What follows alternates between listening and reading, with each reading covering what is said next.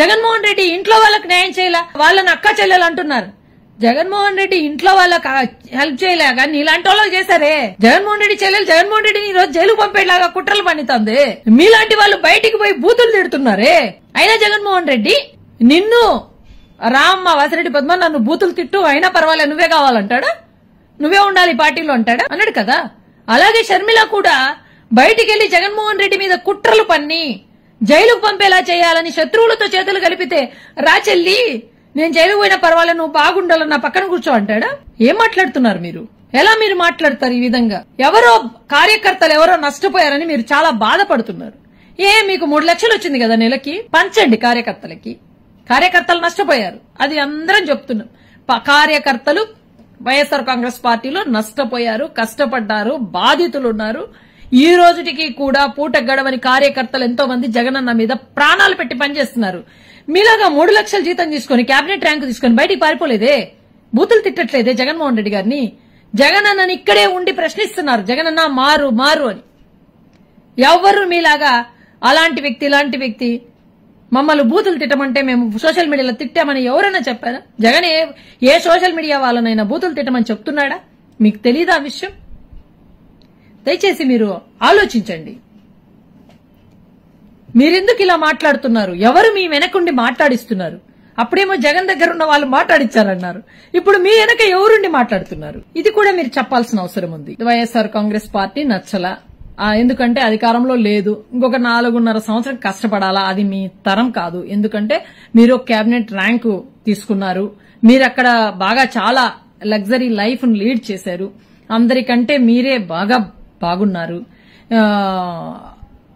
అయితే ఇప్పుడు అదంతా మీరు లేకోకుండా ఉండడం కష్టమే. ఎందుకంటే ఇప్పుడు తెలుగుదేశం కూటమి ప్రభుత్వం అంటే మీరు ఏమన్నా బీజేపీకి పోతారా, ఏదానికి పోతారా అని మీరు వామపక్ష జాలం అన్నారు. అక్క మీది వామపక్షమా? వామపక్ష జాలమా మీది? వామపక్షంలో ఉన్న వాళ్ళు, వామపక్ష జాలాల్లో ఉన్న వాళ్ళు, లేదా కమ్యూనిస్టు పార్టీల్లో ఉన్న వాళ్ళు నాకు తెలుసు, రమక్క తెలుసు, డాక్టర్ వసుంధర తెలుసు, ఇంకా చాలా మంది తెలుసు, విజయలక్ష్మి అక్క తెలుసు, ఇక్కడే తాడేపల్లిలో ఉంటారు. అదే విధంగా మురళీకృష్ణ గారు, లేకపోతే మా తిరుపతిలో పెంచలయ్య గారు, వీళ్ళంతా మురళీ గారు, ఈ కార్మికుల లీడర్ మురళీ గారు, వీళ్ళందరూ ఉన్నారు. వాళ్ళంతా వామపక్షాలు, కమ్యూనిస్టు పార్టీ వాళ్ళు.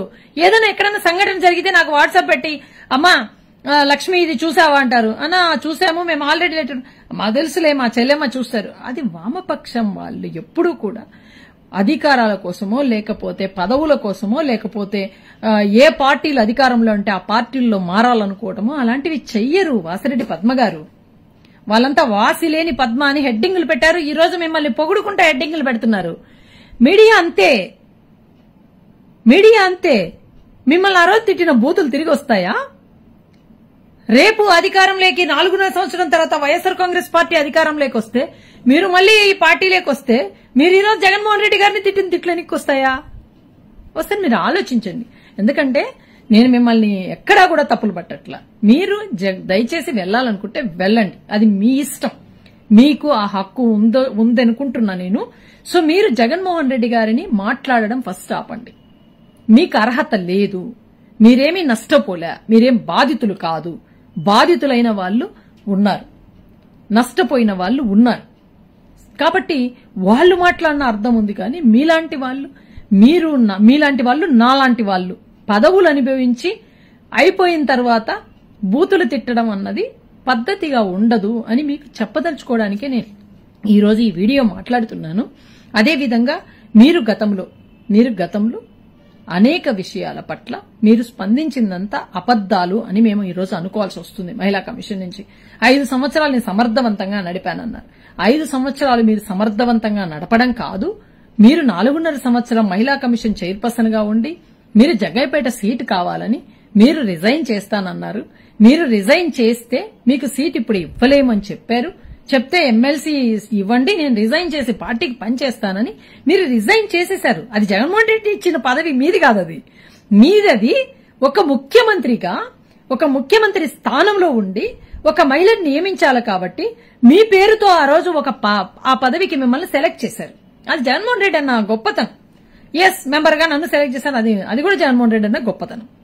సో మనకు మంచి దృష్టితో అక్క చెల్లెమ్మలు ఒక స్థానం ఇవ్వాలి అని ఆలోచించడమే నేరమైనట్టు ఈ రోజు అన్ని అనుభవించి జగన్మోహన్ రెడ్డి గారిని తిట్టడం ఎంతవరకు కరెక్టో మీరొక్కసారి ఆలోచించండి. మీరు ప్రతి సంఘటన కూడా ఏదో ఆ ప్రభుత్వంలో ఎక్కువ జరిగిపోయినాయి, ఇప్పుడు జరగడం లేదు అంటున్నారు. అక్క మీకు గుర్తుందో లేదో అనేక సంఘటన రోజుకొక ఉన్మాది పేటరేగిపోతున్నారు.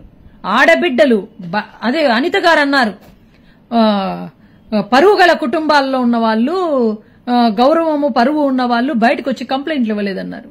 అంటే ఇప్పుడు కంప్లైంట్ ఇచ్చే వాళ్ళందరూ గౌరవం లేనోళ్ళు, పరువు లేనోళ్ళ? అంటే మీ దృష్టిలో ఏంటి? ఇప్పుడంతా పేదవాళ్ళు ఇస్తున్నారు, లేకపోతే పరువు లేనోళ్ళు ఇస్తున్నారని అంటారా మీరు అనిత గారు? మీలాంటి అనిత గారు అనేక సార్లు ఒంటికాల మీద రెంకెలేస్తూ వచ్చారు మీరు మహిళా కమిషన్ ఆఫీస్ కి. అప్పట్లో మహిళా కమిషన్ చైర్పర్సన్ గా ఉన్న వాసిరెడ్డి పద్మ మీదికి. పద్మ కూడా మీ మీద ఒంటికాలతోనే లేసింది. అలాంటి ఇప్పుడు మీరు ఒకటవుతారేమో మాకు తెలీదు. కానీ ఆ రోజు వాసిరెడ్డి పద్మ గారు మీకు ఆ రోజు శత్రువు అయితే, ఈ రోజు మీరు మహిళల గురించి మీరు మాట్లాడే మాటలు నిజంగా సభ్య సమాజం సిగ్గుతో తలదించుకుంటుంది ఈ రాష్ట్రానికి ఇలాంటి మహిళ హోమ్ మినిస్టర్ గా ఉన్నందుకు. పవన్ కళ్యాణ్ గారు చెవులో చెప్పిన ఆ 32,000 మంది ట్రాఫికింగ్ గురైతారు అంటే మరి ఆ 32,000 మంది లేరు అని బండి సంజయ్ గారు పార్లమెంటులో ఒక వివరణ ఇచ్చారు. 669 మిస్సింగ్ కేసెస్ మాత్రమే పెండింగ్ ఉన్నాయి, అవి కూడా ఇంకా ట్రేస్ అవుట్ అవ్వడానికి కూడా వర్క్ జరుగుతోంది అన్నారు. ఇంకా ఇప్పుడు అప్డేట్ అవ్వలేదు ఇంకా అన్నారు. మరి ఈ కూటమి ప్రభుత్వం వచ్చిన తర్వాత మిస్సింగ్ కేసులు నమోదవుతున్నాయి. ఇప్పటికే దాదాపు 4 నెలల్లో ఒక 2,000 కేసులు మిస్సింగ్ కేసులు, 2,000 పైచిలుకు మిస్సింగ్ కేసులు నమోదయ్యాయి. మీకు తెలియదు, ఎందుకంటే మీరు బయటకు వచ్చారు మహిళా కమిషన్ నుంచి. ఈ రోజొక అత్యాచారం, రోజొక పసిబిడ్డల మీద 6 నెలలు మొదలుకొని చిన్న 7 సంవత్సరాలు 8 సంవత్సరాల పసిబిడ్డల మీద, మహిళల మీద, వృద్ధుల మీద, అత్త కోడళ్ల మీద, భర్తల ముందర కట్టేసే అత్యాచారాలకు పాల్పడుతున్న ఉన్మాదులకా మీరు సపోర్ట్ చేస్తారు? పద్మ గారు ఒక మాజీ మహిళా కమిషన్ చైర్పర్సన్ మనసే లేదా? ఒక్కొక్క మహిళ తన బాధలు చెప్పుకోవడానికి కమిషన్ కు వచ్చి కన్నీళ్లు పెడితే నేను నిజంగా చెప్తున్నా, ఆ స్థానంలో కూర్చొని వాళ్ళ బాధలు విన్నప్పుడు మన కళ్ళల్లో నీళ్లు వస్తున్నాయి.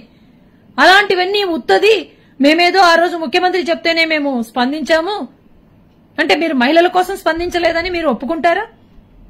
ఎలా మాట్లాడుతున్నారు మీరు? నేను మీకు ఒక సోదరిలాగే చెప్తున్నా, మీకు రాజకీయ ప్రత్యర్థిలాగా చెప్పట్లేదు, ఒక సోదరిలాగే చెప్తున్నా.